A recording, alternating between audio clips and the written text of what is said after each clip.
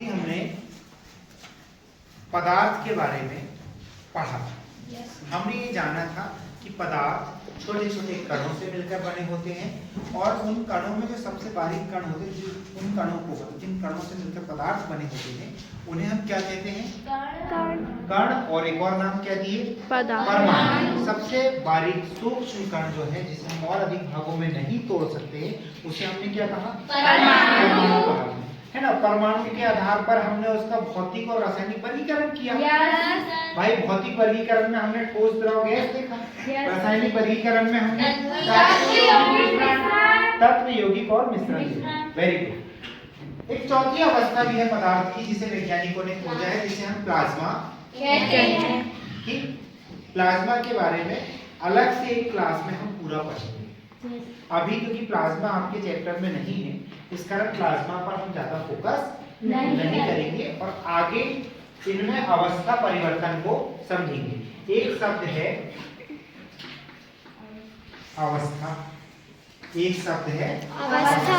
अवस्था का मतलब किस रूप में वो है, जैसे ठोस अवस्था, द्रव अवस्था, गैस अवस्था, प्लाज्मा अवस्था है अवस्था। एक दूसरा शब्द है परिवर्तन। क्या है? परिवर्तन। हाँ बच्चों, परिवर्तन। तो अवस्था परिवर्तन का मतलब होता है कि कोई ठोस अवस्था में है तो अपनी अवस्था बदल के कोई दूसरी अवस्था में पहुंच जाए। समझ रहे हैं आप बात को? अवस्था का बदलना यानी ठोस वस्तु द्रव बन जाए, गैस बन जाए या और कुछ बन जाए, प्लाज्मा बन जाए, जो भी हो, है ना। तो कैसे ये अपनी अवस्था को बदलते हैं, उस पर हम बात आज अपनी इस कक्षा में करेंगे। अवस्था परिवर्तन के लिए ताप एक महत्वपूर्ण कारक है, एक महत्वपूर्ण फैक्टर, इंपॉर्टेंट फैक्टर है। तापमान को जब हम बढ़ाते हैं तो या कम करते हैं, तापमान को हम बढ़ाएंगे तो भी अवस्था परिवर्तन होगी, तापमान को हम कम करेंगे तो भी अवस्था परिवर्तन हो सकती है। जैसे हम एक उदाहरण लेते हैं, जल। इसका उदाहरण लेते हैं, ये सामान्य सा जल है, हम तापमान को कम कर देते हैं। जल तब तक जल है जब तक वो हमारे सामान्य तापमान में है, लेकिन अगर हम तापमान को नीचे गिरा दें, 0 डिग्री से भी नीचे ले आए, 0 डिग्री से कम जैसे ही तापमान होगा तो जल किस अवस्था में बदल जाएगा? ठोस। क्या बन जाएगा? बर्फ। Very good. जल ठोस अवस्था में बदल जाएगा और बन जाएगा बर्फ। यहां बन जाता है ये। अब कल्पना कीजिए कि हम तापमान को गिरा नहीं रहे हैं, हम तापमान को बढ़ा रहे हैं। तापमान हमारे कमरे का 30 डिग्री सेल्सियस है, जैसे टेम्परेचर 30 डिग्री सेंटीग्रेड है। भाई 30 डिग्री सेल्सियस पे हमारा तापमान अभी है, हम उसको बढ़ाते बढ़ाते 60 पे ले आए, पानी गर्म होने लगेगा। गर्म होने लगेगा? Yes sir. और बढ़ाएं, 70 पे ले आए, पानी और गर्म होने लगेगा। 80 पे ले आए, पानी और गर्म होने लगेगा। 90 पे ले आए, पानी बस उबलने की स्थिति में रहेगा, उबलेगा नहीं। और जैसे हम 100 डिग्री टेम्परेचर पे पहुंचते हैं, पानी उबलने लगता है। अब जब पानी उबलने लगता है तो उससे तो कुछ होगा नहीं, पानी उबलेगा बस। लेकिन एक और घटना होती है, वो पानी भाप बनकर उड़ जाता है। भाप क्या है? गैस। बहुत अच्छे बच्चों, गैसीय अवस्था है, गैस। तो जो जल है वो भाप में बदल जाता है तापमान को क्या करने पर? बढ़ाने पर। अगर तापमान को हम बढ़ाएंगे तो गैस बन जाएगा पानी। जल जब था वो तब द्रव अवस्था में था, और जब वो बर्फ है तो वो ठोस अवस्था में है बच्चों। यह सामान्य सा उदाहरण है और ये दुनिया की हर जगह पे इसे किया जा सकता है। अपनी धरती माता के ऊपर तो कम से कम अपन कर ही सकते हैं, है ना। पानी को ठंडा करो, बर्फ बन जाएगा। पानी को गर्म करो, भाप बन जाएगा। उस भाप को इकट्ठा करो, फिर ठंडा कर दो, पानी बन जाएगा। अच्छा, भाप को इकट्ठा करके पानी बनते देखे कभी? किसने देखा? बताइए सर। जब अपन पानी उबलने रखते हैं उसके ऊपर जो ढक्कन ढकते हैं सर। एक मिनट, स्टॉप करना। अच्छा, आपने अभी अपनी चर्चा हो रही है कि जो वाष्प है उसे हम ठंडा करके और फिर से द्रव में बदल सकते हैं या नहीं बदल सकते हैं। तो ये हैं भूमि रघुवंशी, इनके हिसाब से इनका मानना है कि बदला जा सकता है। तो कृपया एक्सप्लेन करें भूमि कि कैसे हम भाप को, कोई उदाहरण दें कि भाप को कहाँ हमने देखा है पानी में बदलते हुए। सर जब हम गंजी में पानी उबालते हैं और उसके ऊपर जो ढक्कन ढाकते हैं उसमें इकट्ठी हो जाती है, जब हम वो ढक्कन को ऐसे पलटा के रखेंगे तो उसमें फिर पानी बन के और वो नीचे बहने लगता है। बहुत शानदार, जोरदार तालियां। बहुत तो आपने देखा कि भूमि ने हमें बताया कि भाई पानी, भाप को हम पानी में बदल सकते हैं। अच्छा, आपको साधारण सी किसी गैस को अगर पानी जैसे द्रव अवस्था में लाना है तो क्या करेंगे? कोई गैस है, साधारण सी कोई भी गैस, जस्ट लाइक एलपीजी आप देखे होंगे, सिलेंडर आपके घर में आते हैं। अच्छा, सिलेंडर के अंदर क्या रहती है? गैस। सिलेंडर के अंदर गैस रहती है, पक्का?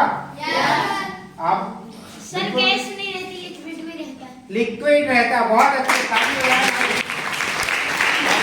लिक्विड होता है ना। नैतिक गोस्वामी ने हमें बताया है ना, साइंटिस्ट नहीं, नैतिक भाई अपने बीच में, आप भी बस नैतिक गोस्वामी कोई साइंटिस्ट है, ठीक है। तो नैतिक ने हमें बताया कि जो सिलेंडर होता है उसके अंदर गैस के रूप में नहीं रहती है, लिक्विड के रूप में रहती है। गैस ही होती है लेकिन वो गैस के जैसी नहीं होती, वो लिक्विड के रूप में रहती, द्रव अवस्था में रहती। अब उसे द्रव में कैसे बदला गया होगा, कोई बताना चाहेगा? उसे बहुत संपीड़ित किया गया। अब संपीड़ित करना एक कठिन शब्दावली आपके सामने आई है, संपीड़न एक शब्दावली आपके सामने आई है। संपीड़न मतलब किसी भी चीज को इतना ज्यादा दबाया जाए, किसी गैस को सब तरफ से इतना ज्यादा दबाया जाए कि उसके जो कण, उसके जो परमाणु हमने दूर दूर देखे थे, उसके बीच में बहुत सारा रिक्त स्थान था, उस रिक्त स्थान को कम कर दिया जाए प्रेस करके, दबा के, तो वो पास पास इकट्ठे हो जाएंगे सारे परमाणु, और पास पास इकट्ठे हो जाएंगे तो वो कौन सी दूसरी अवस्था थी? द्रव अवस्था में, ठीक है। और द्रव, अच्छा क्यों करते हैं एलपीजी को ऐसा पास पास कंप्रेस करके, उसमें क्यों भरते हैं? कोई बताना चाहेगा? भैया अगर उसके अंदर जरा सी गैस बस उस सिलेंडर में भरेंगे, गैस के रूप में भरने के लिए एक सिलेंडर में जितनी गैस आती होगी उतनी बस आएगी, सिंपल सी। लेकिन अगर उसको दबा के कंप्रेस करके भरेंगे तो बहुत सारी द्रव अवस्था में बहुत सारे अणु उसके पास पास होके ढेर सारी गैस इकट्ठी की जा सकती है, नहीं की जा सकती? मतलब बहुत सारी गैस को बहुत कम जगह पे हम कंप्रेस करके, मतलब संपीड़ित करके इकट्ठा कर सकते हैं। तो इस कारण जो संपीड़न वाला गुण है वह भी अवस्था परिवर्तन में सहायक होता है। गैसीय अवस्था को काहे में बदल देता है? वो द्रव अवस्था में बदल देता है। और ठोस अवस्था को द्रव अवस्था में अगर करना है तो अभी तक हमने बात करे थे, जल को अगर गर्म करेंगे तो भाप यानी कि गैसीय अवस्था में पहुंच जाएगा, जल को अगर ठंडा करेंगे तो ठोस यानी कि ठोस अवस्था में पहुंच जाएगा, बर्फ बन जाएगा। लेकिन ठोस अवस्था को द्रव अवस्था में पहुंचाना तो फिर क्या करना पड़ेगा? गरम करना पड़ेगा। वेरी गुड नैतिक।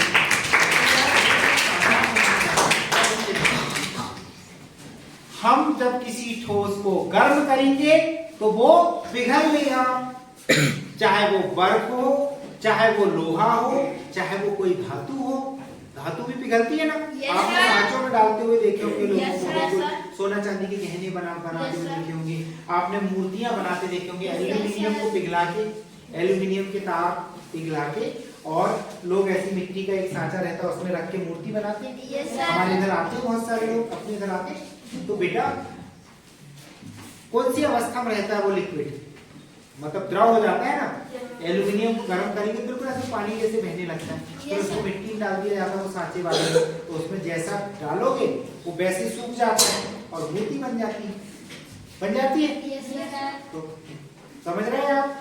गर्म करके भी द्रव अवस्था, किसी ठोस को गर्म करेंगे तो वो द्रव अवस्था में बदल जाएगा। तो अवस्था परिवर्तन समझ में आई आपको? मतलब अच्छा, आपको दो चार और शानदार उदाहरण देते हैं। आपने एक शब्द सुने होंगे, इसे मिटा दें क्या? लाइए बच कर दीजिए। ये किसका है? पूछने का ही है।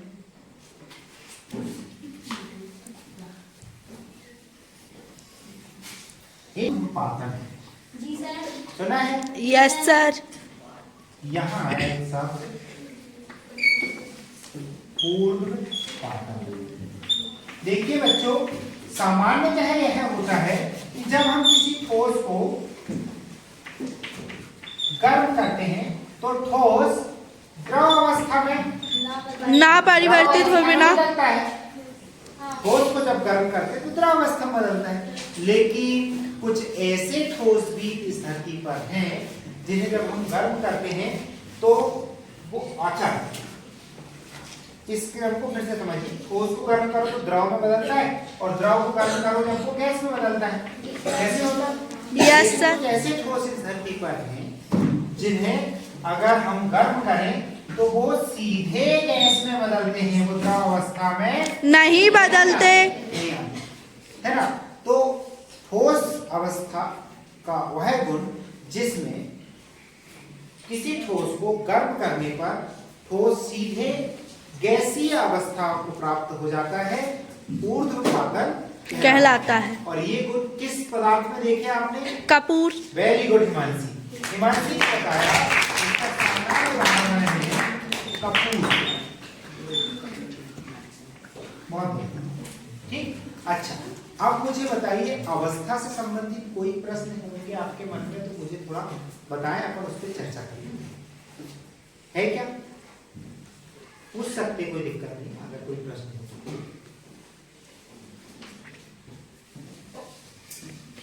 है बेटा? रोक लो उसको भी। अभी ऊर्ध्वपातन पर हमने चर्चा किया। इसके ठीक उलट एक प्रक्रिया होती है जिसे हम बोलते हैं निक्षेपण। क्या बोलते हैं? निक्षेपण। जैसे बेटा ठोस को गर्म करने पर वह सीधे गैस में बदल रहा है तो इसको हम क्या बोल रहे हैं? ऊर्ध्वपातन। इसी प्रकार जब गैस को हम ठंडा करते हैं, है ना, और वह बदलना चाहिए कहाँ में? द्रव में। गैस को जब ठंडा किया जाता तो उसे द्रव में बदलना चाहिए, लेकिन यहाँ पर गैस जब सीधे कहाँ में बदल जाए? ठोस में बदल जाए। हम पहले गैस को ठंडा करते हैं तो वो द्रव बनती है, द्रव को ठंडा करते हैं तो वो गैस बनता है, मतलब सॉरी ठोस बनता है ना। गैस को ठंडा करे तो द्रव, द्रव को ठंडा करे तो ठोस, ऐसा हो रहा था। लेकिन अगर गैस को ठंडा करने में सीधे ठोस बन जाए तो इस प्रक्रिया को हम कहते हैं निक्षेपण। ठीक, चलिए और कोई प्रश्न है मन में? उसको द्रव अवस्था में देखा नहीं है मैंने, तो उसको जब ठंडा करेंगे तो फिर से वो द्रव अवस्था में नहीं जाएगा, वो सीधे क्या हो जाएगा? ठोस अवस्था में आ जाएगा। अच्छा, कपूर को ठंडा करने पर अपन कह रहे हैं कि कहाँ में बदल जाएगा? ठोस में। ठोस में। कपूर को जलाने के बाद उसे ठोस में बदला जा सकता है क्या?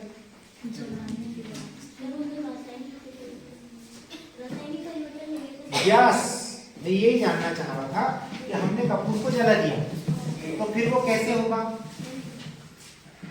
कपूर को गर्म करके उड़ाएंगे अगर तो शायद हम उसे वापस प्राप्त करें। Yes sir. कपूर को जला देंगे अगर तो जलने के बाद बहुत, देखिए कपूर का उड़ना एक भौतिक परिवर्तन है, लेकिन कपूर का जलना एक रासायनिक परिवर्तन है। जलने के बाद कपूर को पुनः वापस कैसे प्राप्त कर पाएंगे? तो आप कल्पना भी मत कीजिएगा कि थाली में आती कपूर जल रहा है और हम ऊपर कचू रख के और उस पर घंटा कर लेंगे, ऐसा पॉसिबल नहीं। चलिए, रासायनिक परिवर्तन और भौतिक परिवर्तन का अपन कई बार अध्ययन कर चुके हैं। अगर रासायनिक परिवर्तन और भौतिक परिवर्तन में कोई भी आपको जरा सा भी संशय हो तो आप अभी पूछ लीजिए। आज ही मेरे दिमाग में सुबह आ गई, हम माचिस को रगड़ के आग जलाते हैं, जलाते माचिस को रगड़ के आग, अगर माचिस को बिना रगड़े आग जलाना तो आप क्या करते हैं? बिना रगड़े माचिस से रगड़ेंगे नहीं, उसको आग लगाना है उसमें, और आग नहीं है आपके पास। एक भैया का सुझाव है लाइटर से जलने का। इसकी तीली को जब हम गर्म करेंगे धूप में, लेंस वाला जो उदाहरण दिए उससे भी कर सकते हैं या किसी दूसरे तरीके से, तो गर्म करने पे अपने आप आग लग जाती है माचिस? Yes sir. लग जाती है। क्यों लगती है? आपने तो घर्षण करे ही नहीं, फिर क्यों लगती है? बेटा वो इसलिए लगती है क्योंकि जो परमाणु लेवल की क्रिया हो रही है वो हमें अपनी आंखों से दिखाई नहीं देती है, और परमाणविक गति भी तो होती है ना, परमाणु भी गति कर रहे हैं। जी सर, क्या होता है, आपने पानी देखे आप पानी रख दो, उसको गर्म करो, नीचे बुलबुले बुलबुले बुलबुल बुलबुल निकलते हैं भाई, हमने तो कुछ करे ही नहीं, वो क्यों हिलने लगा पानी? ठीक है, ऐसे ही जब हम फास्फोरस को भी रखेंगे किसी गर्म चीज के ऊपर तो वो गर्म होगा और उसके अंदर भी अणु गति करेंगे और उसमें आग स्वतः ही लग जाएगी। होता है ऐसा। आप आग के पास ले जाते, तवा के ऊपर रख देना। आज एक प्रयोग करके देखना, घर जाके तवा रहता ना रोटी बनाने का सबके घर, उसके ऊपर एक माचिस की तीली रख देना, रोटी बनाते समय रख देना, एक आध मिनट देखना, आधा मिनट, कुछ हो रहा नहीं हो रहा, होता है, लग जाती है। ये कहानी। अच्छा, वो माचिस की तीली में कौन सा तत्व रहता है? फास्फोरस का परमाणु क्रमांक कितना है? 19। फास्फोरस का परमाणु क्रमांक है कितना? कितना? 19 के 15? 19 तो बेटा फास्फोरस का नहीं है, पोटेशियम का है। Yes sir. पोटेशियम का प्रतीक है के। नहीं, पोटेशियम का 20 है क्या? कैल्शियम का है 19। सर कैल्शियम 20 है। कैल्शियम का 20, पोटेशियम का 19। चलिए, और कोई प्रश्न होंगे तो पूछ डालो बिल्कुल मन में। चर्चा आज पूरी होना चाहिए। अध्याय 1 से संबंधित कोई भी प्रश्न आपके मन में आ रहा है बिल्कुल पूछो, ओपन है। जो प्रकाश दिख रहा है वह है जो हमें सामान्य रूप से बाहर लाइट दिखता है, सूरज से जो लाइट आता है उसे हम श्वेत प्रकाश कहते हैं। तो श्वेत प्रकाश दिखने में तो सफेद है, लेकिन उसमें 7 रंग हैं। कितने रंग हैं? 7 रंग हैं। 7 रंग कौन कौन से हैं?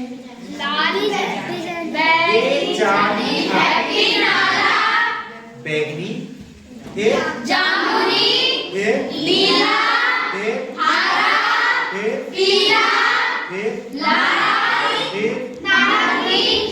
हो गए 7 रंग हो गए। सातों मिलकर कौन सा रंग बनाते हैं? सफेद। कौन सा रंग? सफेद। श्वेत रंग बनाते हैं। ठीक, लेकिन इस सफेद रंग को जब हम प्रिज्म के अंदर से गुजारते हैं तो क्या बन जाता है? इंद्रधनुष दिखाई देता है ना। इस प्रक्रिया को क्या कहते हैं? प्रकाश का वर्ण विक्षेपन। प्रकाश का वर्ण विक्षेपन। वर्ण यानी होता है रंग, विक्षेपन यानी अलग अलग होना। भाई जो सफेद रंग के प्रकाश में 7 भाई बहन हुए थे, बेजानी हप्पी नाला वाले, जैसे ही प्रिज्म के अंदर से वो गुजरता है या कहीं भी किसी भी प्रकार की वर्ण विक्षेपन की जो प्रोसेस होती है प्रकाश का कोण है, तो वो 7 रंगों में बदल जाता है। आपको याद होगा एक दिन हमने पानी में वर्ण विक्षेपन कराए थे दर्पण की मदद से। Yes sir. आप लोगों ने घर में करके नहीं देखे? कर लिए सर। Yes sir. आना ही चाहिए अपने। प्रकाश के गिने चुने 4-5 गुण तो है। Yes sir. अपवर्तन, परावर्तन, वर्ण विक्षेपन, प्रकीर्णन, पूर्ण आंतरिक परावर्तन, इस टाइप की काम की चीजें वो आना चाहिए, है ना। उनके एक उदाहरण अपने को करके आना चाहिए, करते हुए भी अपन समझा सके किसी। Yes sir. तो मतलब हमसे पढ़ने का नहीं तो फिर तो अच्छे ही थे, अपन पुस्तक से पढ़ लेते। मास्टर उस पढ़ने का तो यही ना भाई, करके देख रहे हैं, सही है, और ये तो पुस्तक से पढ़ लेते अपन। चलिए और कोई प्रश्न होगा तो पूछिए। हाँ ताप परिवर्तन का प्रभाव जो बता दिए कि ताप परिवर्तन का प्रभाव। वेरी गुड, बैठिए।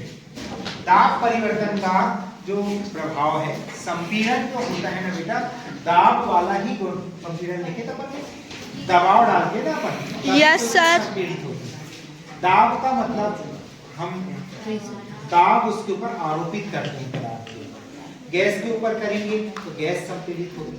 किसी अरे आटा गूंथते आप लोग? Yes sir.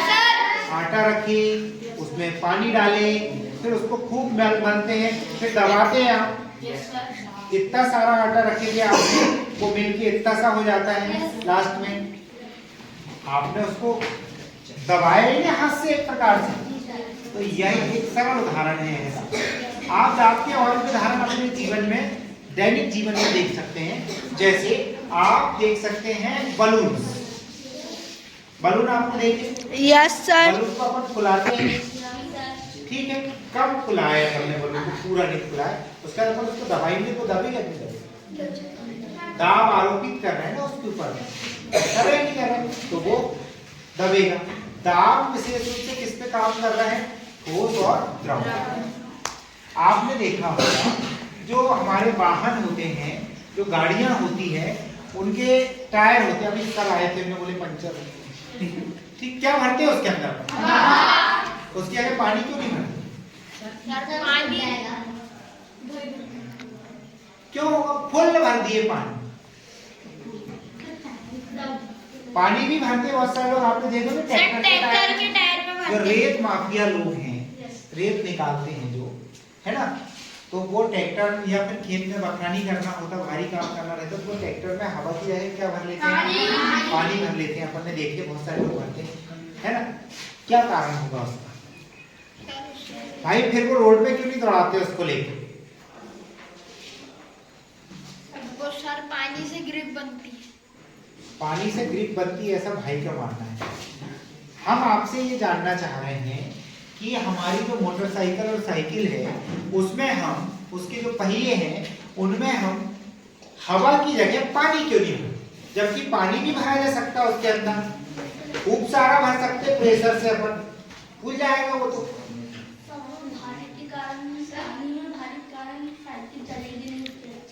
एक विचार आया है आयुष चौरिया जी का कि पानी जो है भारी रहता है, इस कारण साइकिल चलने में दिक्कत है। चलो भाई, ये कारण भी हो सकता है, इनके लिए ताली बजाते हैं।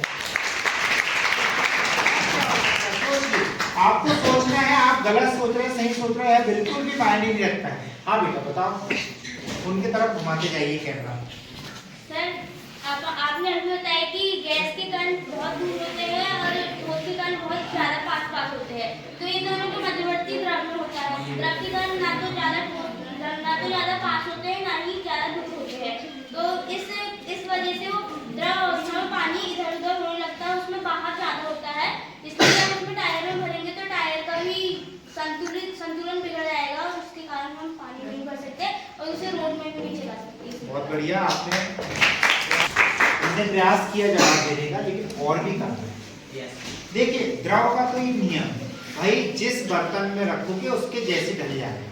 आप उसको थाली में रख दो, थाली बन गया पानी। आप गिलास में रख दो, गिलास बन गया पानी। आप डब्बे में रख दो, डब्बा बन गया पानी। बाल्टी में रख दो, टब में रख दो, स्विमिंग पूल में रख दो तो पूल बन गया पानी। कुएं में रख दो तो गोल हो गया पानी। नदी में रख दो तो बह गया पानी, है ना। गर्म कर दो तो उड़ गया पानी। पानी की तो बड़ी कहानी है? तो सबसे महत्वपूर्ण बात यह है कि जो संपीड़न का गुण होता है, दबाव वाला जो गुण है संपीड़न का, वो है जो गुण है, वो गैस ज्यादा अच्छे से हमें आरामदायक तरीके से चलने में मदद करती है। संतुलित हो जाती है, झटके सह सकती है।